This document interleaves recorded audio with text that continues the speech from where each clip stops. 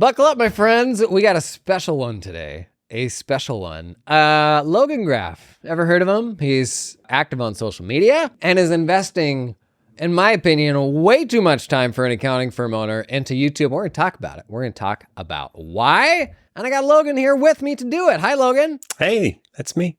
Okay. See you on the other side. Let's do it.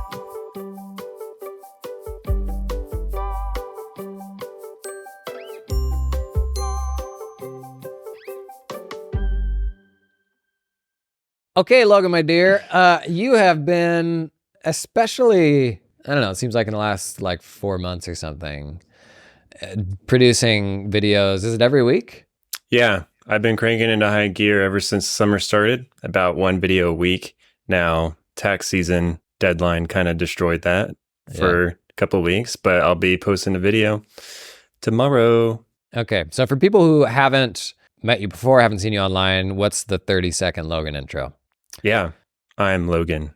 And if you haven't heard, I have a YouTube channel. I own my own CPA firm down in Austin, Texas, and currently dabbling in YouTube.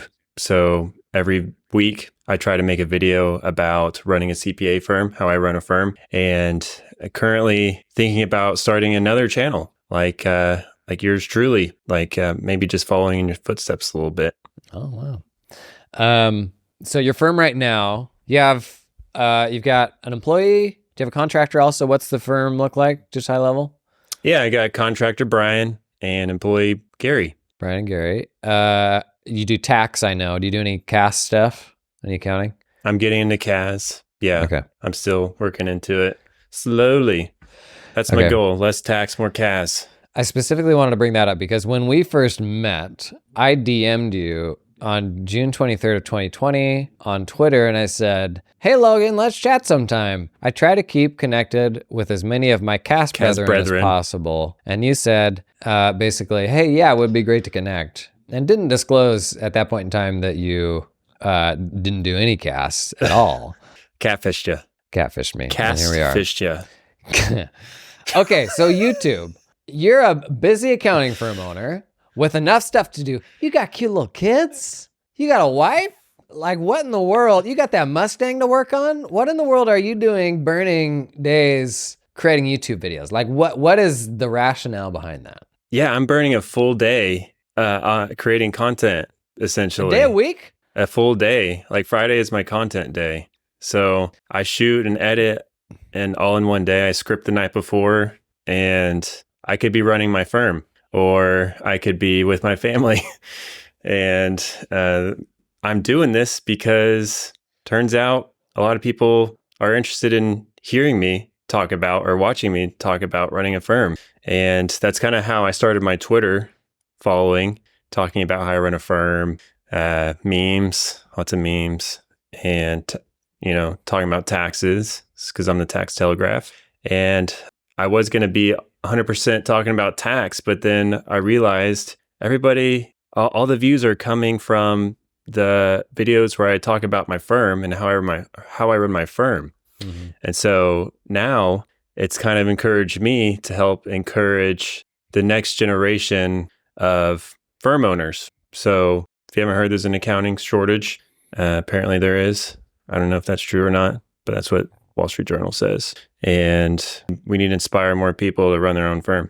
And I think the transparency that I bring helps encourage those to do that, because it is pretty daunting to do that. That's one aspect of it. The other aspect of it is I'd love to monetize this baby one day and now we're talking. Make some money off of it. Yeah, it's really fun. So okay, so it's on the pie chart. There's an altruistic element, you want to help pull more people in, or at least show them a version of it that's maybe more relatable than what they've seen. I know. For me also, I just didn't I didn't know anybody that ran a firm, and I'd never seen anybody talk about it, and so it was that wasn't even something that was even on my radar to know about. You really enjoy it? Is that sounds like a driver? As you're having fun with it? Yeah, I love being funny and entertaining. That's the whole, if I'm not entertaining someone while I make my video, then I'm going to stop because talking about accounting firms Yeah, there's probably more entertaining things to talk about. And then like make money from it, monetizing that thing. Like what is that? How do you make that mental like ROI calculation? And can you even put your finger yet on exactly how you would do that? It's a slow build. Like I'm sure you know about this. Like it takes a lot of videos, a lot of time on the screen before you start to build traction. Same thing with building any sort of community or social media presence. It takes a while to build. And once you hit a certain point, you start to see some fruit from it. So right now I'm starting to see some fruit from it. Like I'm going to be panelist in a conference at QB Connect. I'm going to be potentially speaking at another conference in December as well. So it's starting to open the door. And then I have potential clients actually seeing my content and messaging me on LinkedIn saying, hey, I watched your video and I can relate. I was like, oh, okay.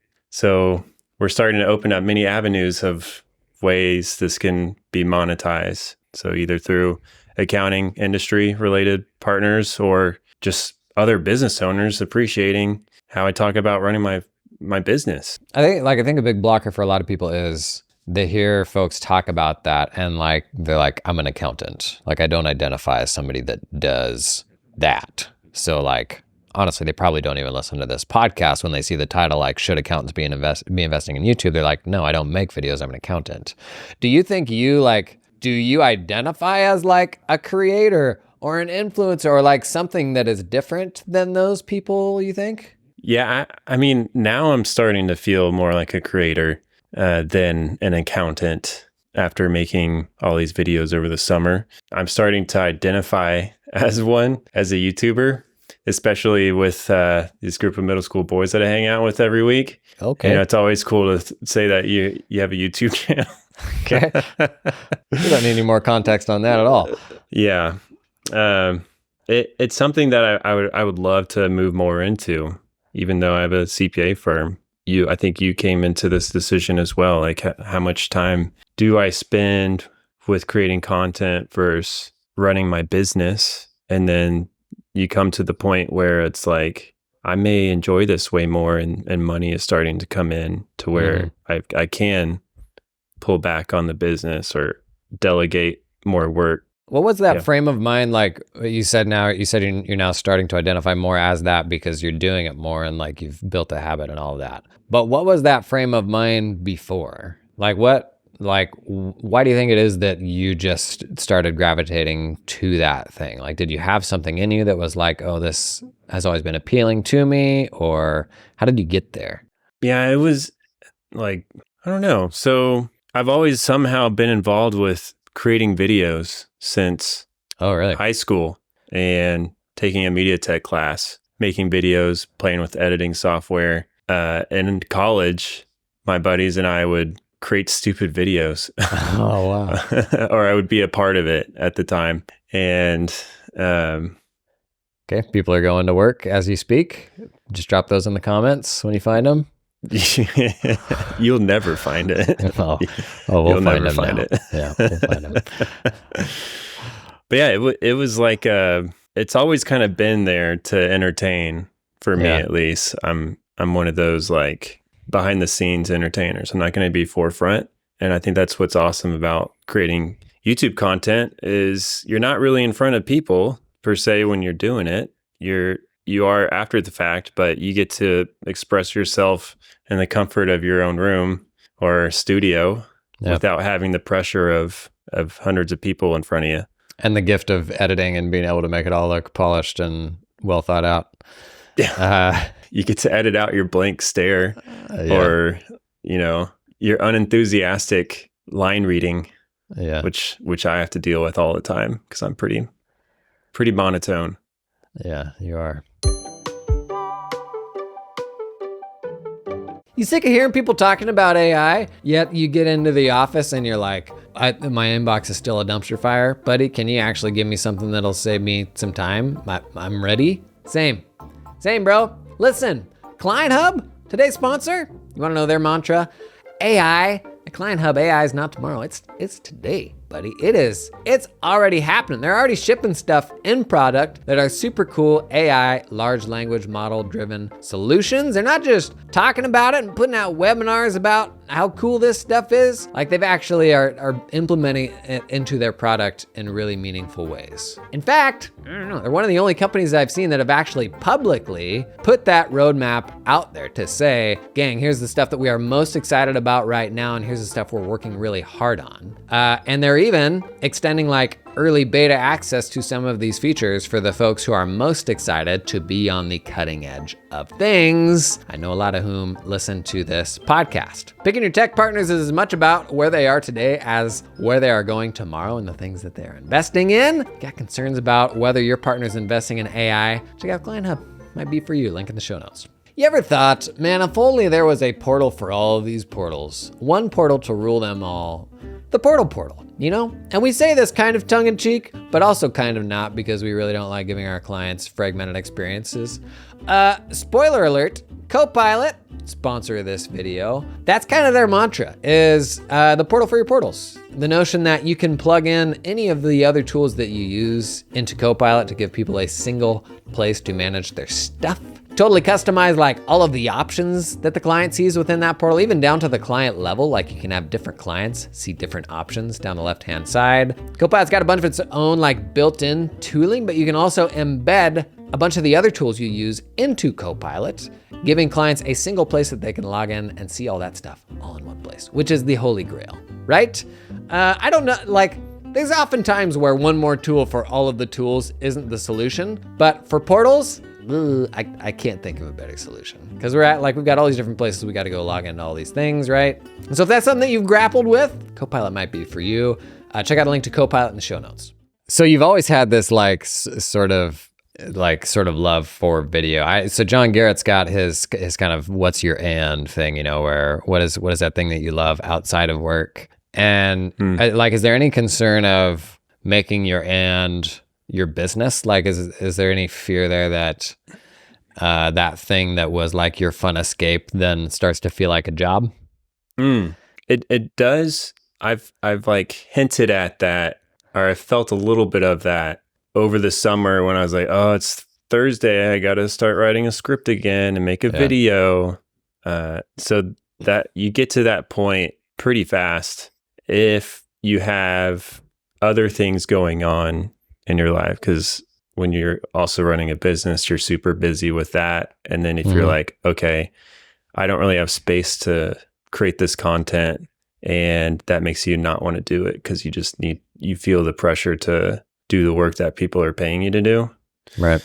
So you really have to create space. And luckily over the summer, for a person that does mostly taxes, there's some space. So that's why I've gone ham over the last 3 months. But I'd love to continue the cadence, and hoping Gary's going to help me do that and free up some capacity, and I'm also going to try to reduce my tax load as well, bring in different types of clients. So I'm kind of shifting my whole business now to be able to make more content. So don't tell my wife. Don't tell your wife. So right now, are you planning to do that year round if you can, the weekly cadence? Yes. Now, that's going to be a hard lift come into January, but who knows, maybe I'll hire an editor. And like I heard, that's one of the biggest game changers, just paying somebody like $100 or $50 to do it. And all of a sudden you freed up like 4 hours, 5 hours of editing time. I think that's the direction I'm going to head for my new channel. I'm going to do like a tax channel. I think I'm just going to get somebody to edit it, because that's what makes it more approachable. If you're just doing all the fun stuff, recording, writing, enjoying the end products, you don't have to edit it all, then I think that sets you up. Tell me about your experience with that, like switching to an editor. Did you start with an editor?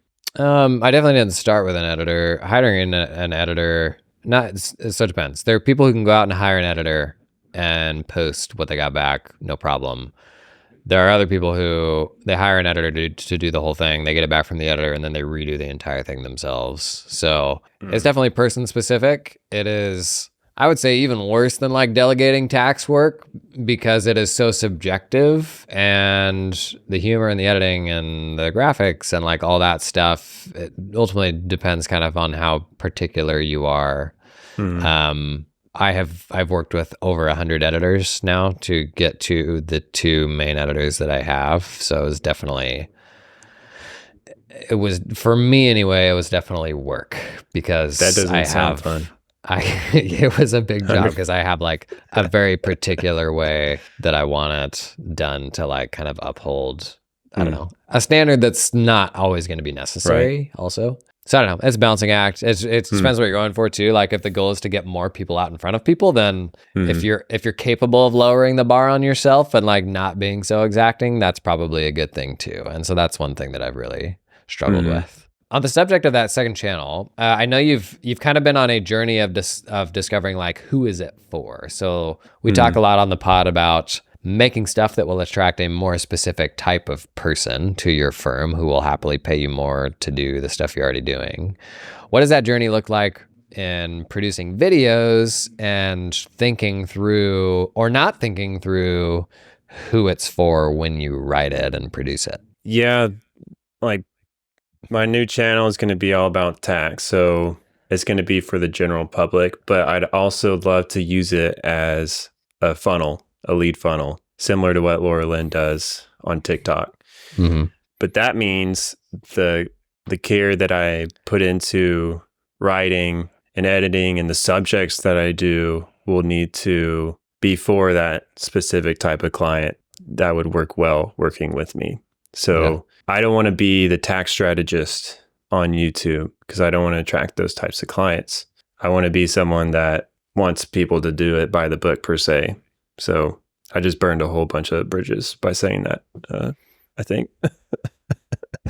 So have you like thought through exactly who that will be beyond the general public who doesn't want to cheat? No.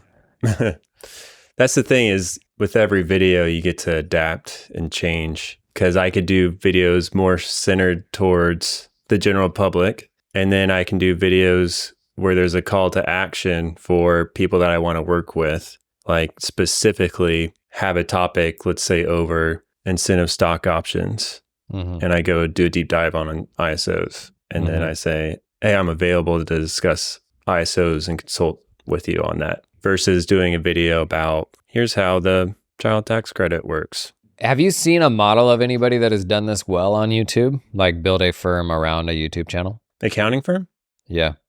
The biggest, like the most popular channel that I see is Carlton Dennis. And he has like, I don't know, millions of views on some of his videos. And he also runs a firm. He's probably pretty successful in that regard. And he makes videos that you want to watch because they're very catchy and like how to save money. And here's how to deduct everything you want to deduct under the sun. So anything else? Are you just looking at video? Or are you thinking about anything else? I know you do social media, just stuff on Twitter. I see you doing some LinkedIn stuff also. If you're thinking about going towards the client attraction end of the spectrum, but also like thought leadership in the industry, are you thinking of any other channels or really focusing on video? Really just video. My videos aren't designed to make podcasts out of, so they're not long enough right now, unless I'm just not thinking about it in the right way. So what if I could chop up my videos to be short little podcast snippets? Yeah, really just focusing on video. LinkedIn. If somebody... Yeah, sorry. Good. You did the same long inhale and look to the side that you did last time that fooled me. LinkedIn is like LinkedIn's an untapped area right now. And it's very different than Twitter because I grew my audience on Twitter. And the engagement on LinkedIn is very different. It's very interesting when you make a post, the same post on Twitter and the same post on LinkedIn. LinkedIn's very backslappy, right? Like it's so like thankful and wow, great job for doing this post. Like so true. I agree. It's a lot more positive than Twitter. I think that probably says something. Like, do you think a lot of it's fake though? Like, I wonder if like it's just that it just generated a Brown-nosing. comment. Yeah. Yeah. Like, hey, I'm gonna say a nice thing over here. You know, you're gonna come to my profile and comment on what I'm doing. Oh, I'm gonna send you a DM now. Okay, so if somebody is vaguely interested in this and putting together a video for clients and they haven't done this sort of thing before, like what is one really basic takeaway they could have from this that would maybe lower the barrier for them to do something tomorrow? Super basic. Yeah, I would say making video for your clients is probably the first step, like versus out in the wild, sending that video out in the wild, because clients aren't going to have the expectation that you're going to be some professional producing a video. They're going to expect a little dinky webcam and just you coming from, you know, the double chin. So like any sort of, using an iPhone or a phone, Android phone, is plenty of quality, even holding it. But like setting the low expectation on your ability to make it sound interesting, like, you know, set that really low. Don't expect you to make a really nice video, but I think it's very approachable for starting with your clients, and it's something simple and they're going to enjoy it, because if you're a virtual firm and they don't see you often, like hearing anything from your CPA or EA or bookkeeper or accounting professional, tax professional, like they're going to love it. Yeah. So like you could easily be like, hey clients, make a general video. I mean, you're all about AI, just not being the expert in AI, but being someone who's just looking into it. Be like, hey clients, like this AI tool is going to be really cool, and here's how I use it, and here's how you can use it too in your business. So super low barrier to entry. You can send it out in an email or newsletter. It'll be really cool for them. Like I send out little Loom videos all the time, and they're constantly amazed. Today's episode is sponsored in part by Firm 360. You checked out Firm 360 at Practice Management System. You know, I could tell you about the razzle dazzle features, about how it gives you a 360-degree view of your practice, everything you need all in one place. But instead, let me let the people talk. The people who actually use Firm 360. What are the users saying? Here's Joshua S. About 6 months in using the tool, he has a firm between 11 and 50 people. Firm 360 is a practice management solution I have been looking for. In my 25 years in this industry, I've used many different products, all claiming to save me time, money, and be the best product for my business. I've tested every other online practice management tool for accountants, and all have fallen short except Firm 360. Finally, a product that has everything, is easy to learn and use, and support that is second to none. Because you know what? We all need a little support these days, right? Listen, stuff's gonna happen sometimes. Maybe there's a surprise. Maybe you just can't figure something out and you need a friendly person to help you work through it, right? That's why support is so important. Okay, gang? If you're looking for the supportive practice management system, look no further than Firm 360. This episode is sponsored in part by the fine folks at Cloud Accountant Staffing. Do you hire accountants? Bless your little heart. Not the best part of the job, in my opinion. Not something I ever enjoyed. Well, listen, you can build your accounting dream team with talented offshore accountants in the Philippines that work 100% full-time for your firm. Their accountants aren't freelancing or contracting for multiple firms. They're all yours. They work exclusively for you and are incentivized to stay with you and your team long-term. They're not gonna get swiped. Cloud Accountant Staffing is 100% dedicated to the accounting industry and founded by a former accounting firm owner that understands your business, knows your pain points. They had to hire some accountants and they said, you know what? We're gonna build our own pipeline in the Philippines. Gonna pull in some super talented people and then open that up to other firms. Basically, that's the story. We've been talking a lot about staffing, building more resilient staffing pipelines for your firms. I had staff in the Philippines, totally red pilled me to oh geez, we need to globalize the way that we get our work done. Check these folks out. Link in the show description, cloudaccountantstaffing.com. It's not a high bar, right? I was gonna ask, so you still do internal stuff like one-on-one direct to clients and or like a new internal newsletter type content? You still do that? Yeah, I mostly do one-on-one videos for clients, and I've thought about doing a video like for I do like a newsletter every once in a while. I thought about just doing a video newsletter on top of the text newsletter. So like, hey, Uh, if you want to watch this, yeah. if you enjoy watching things, you can watch me talk about this newsletter.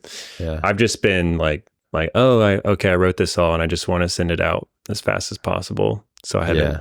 but I am gonna start doing that.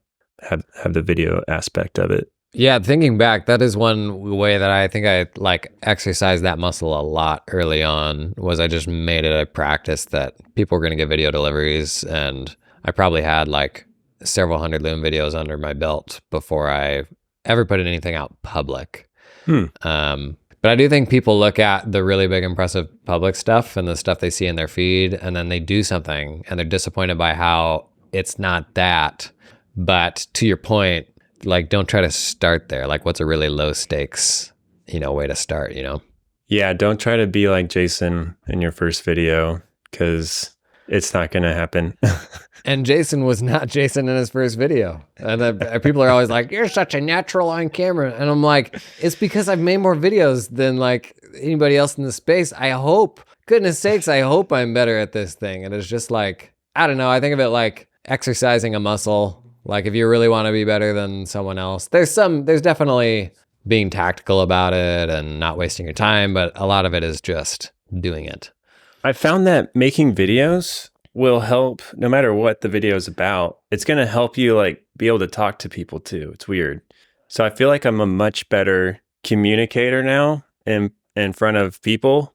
Really? Now that I've made more videos, because I'm trying to be more animated almost, because it's like I've noticed a lot of times when I'm talking to someone, I'll kind of do the same things I do while I make my videos. Really? And I like right now just using my hands, because in a video, if you're just like this the whole time, it's the lamest video ever. Yeah. And so like being a more interesting person to talk to is like a weird benefit I've seen from making videos. And I think it probably helps with public speaking too, in a way. I mean, you've been on big stages, so I haven't really been on a big stage yet. So would you say there's any crossover?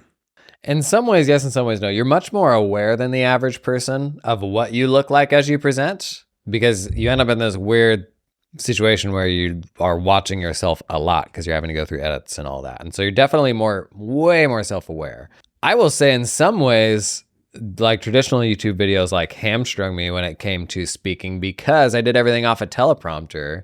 I can do that super confidently. And part of the reason I did the daily podcast actually was just getting more comfortable speaking in a clear, logical way to a set of prompts, which is more like what public speaking is, right? Mm-hmm. So I had a couple of experiences where it was like, this is kind of weird. It feels foreign to me to like go off a set of slides. And so I did, that was something that I intentionally tried to get better at. But I do think you are much, much more aware of like yourself and how you present, because you see yourself do it.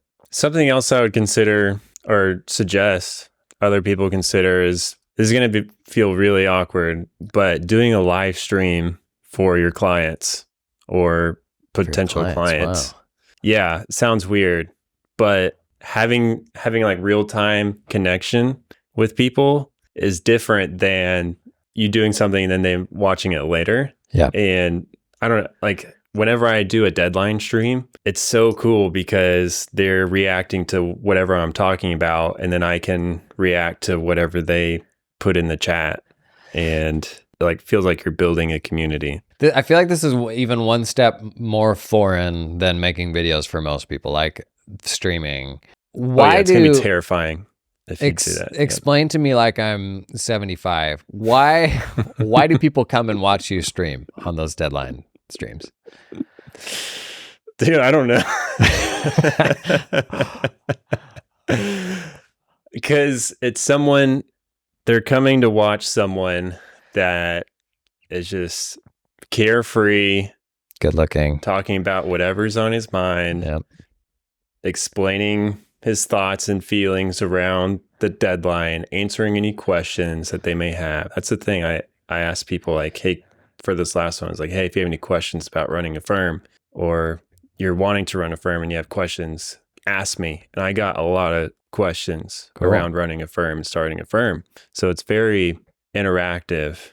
And so I think they're watching me to help hopefully gain some knowledge and wisdom, but also just to hang out. When you start to build a presence online, people just are like gravitate towards what's familiar, and they watch my videos and they've seen some streams before, so they keep coming back. And it's probably like when gamers started first streaming, like, why the heck are people watching me play this video game?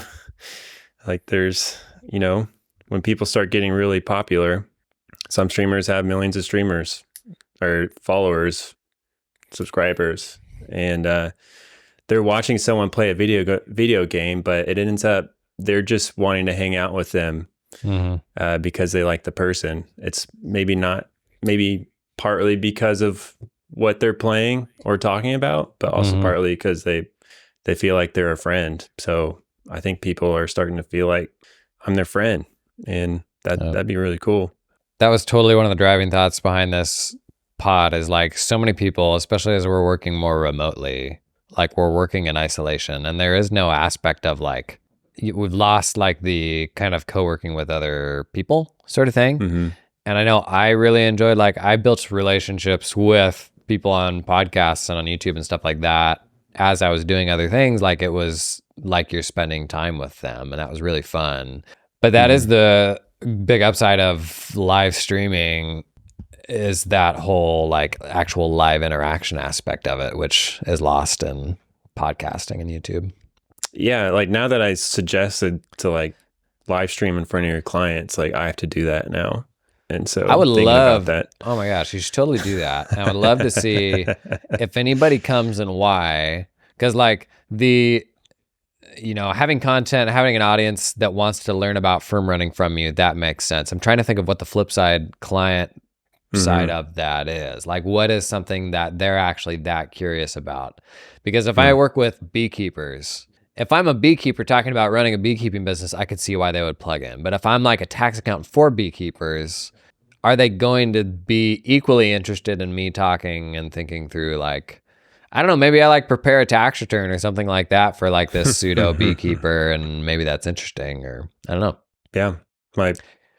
You can talk about anything, honestly. Okay. Who would show up? You go do that and tell us how it goes. In fact, you should totally, that'd be a fun YouTube video. Like, I have do like a small recap. pool to pull from, though. I don't have hundreds of clients, so you could expect. That's what makes this great content, is when nobody shows up, or when 3 people get on and you lose your mind and you're so excited that there's 3 people, but then 2 of them are actually your mom, and that whole emotional roller coaster. That is the video. I invited all my clients to join me on a live stream. Here's what happened. And it's like Ryan Trahan making a video about inviting 100 billionaires to his birthday party, and then none of them come. It's the same thing. One more question for you, because I know this is a big blocker for a lot of people, is they're afraid of putting themselves, when they think about putting themselves out there publicly, they're like, oh, what will person X in my life think? Like, what will this person say or that person say? I think the reality is nobody cares. Everybody's doing their own stuff. But what has that experience been for you? Like, does your mom watch your YouTube videos? What does your wife think about stuff being out there? Like, how have the people in your real life reacted to that? Because I think that can be a blocker for people considering it. You're going to think that people will see you in a negative light, and that's hasn't been the case at all for me. I've had like no negative reactions or consequences from making videos, even from clients. In my email signature, I say subscribe to my YouTube channel. So I imagine there are clients that watch my video, and that can be kind of scary, because if you think in your head, like, okay, if I say one thing, I could trigger somebody and they cancel me, or they just say, okay, you're a jerk. Like, I saw you talk about this thing and you're a complete jerk. And then they just stop working with you. because they don't like the way you're on video. Like, okay, that hasn't happened. So I think if people know you in some form or fashion, then I don't think that's going to happen. I've had random people tell me like, oh, you're arrogant, or I don't know, some video I made, the dude's like, hey, like you have like a little bit too much ego or something. And all your fears of negative reactions, I think, are unwarranted. Like, I think that's one thing that you should try to get over if you have those thoughts. I have random friends / people are in kind of like my circle will say like, dude, I saw your video, and like just random people, and they like watch the video and they like enjoy it and are excited to talk to you about it. And it could have no like meaningful benefit in their life to talk about or to watch this video, but they still do, and they enjoy it. It's pretty weird.